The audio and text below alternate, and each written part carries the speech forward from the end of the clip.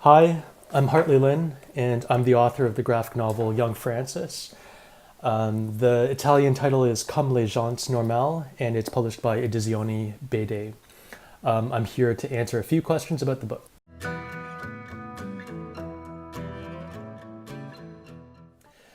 With the main character, Frances, a lot of the guilt she's experiencing, I think, is specific to her career.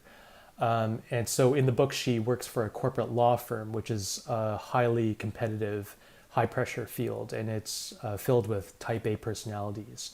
So there are very high performance expectations, and in the field, some people advance really quickly, and some people get pushed to the side or lose their jobs altogether.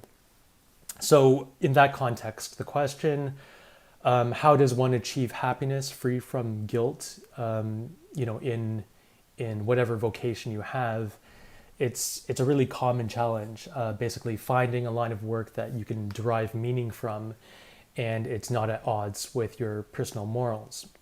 So I kind of feel that maybe it's more of a condition of being in society, especially capitalist society, rather than in a question that you can easily answer.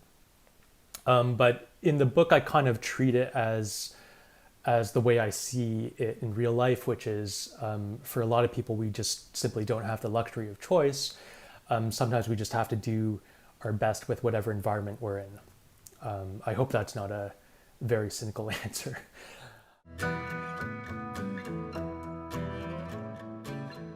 Advice would Frances give herself if she was in her early 20s now?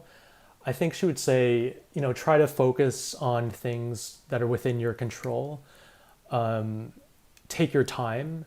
When you're young, you kind of have the feeling that everyone's racing on a single track, and that some people are ahead and some people are behind. You don't want to be behind.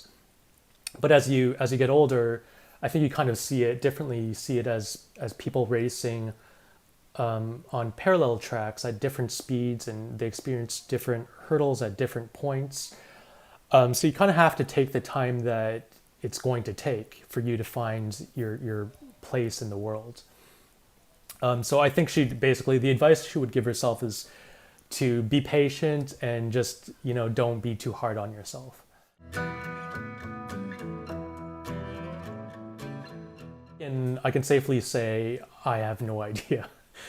When we look back at past generations, I think there's a tendency to sort of gloss over their problems and minimize, what they were going through.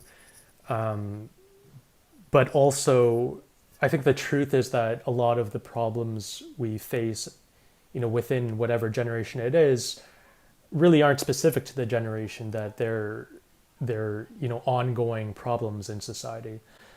So in a couple of areas in the book, I sort of deal with like sexism in the workplace, and that as subject matter, and as another example, stuff that's going on right now, sexual harassment, racism, those kinds of issues of prejudice. These are not new issues at all.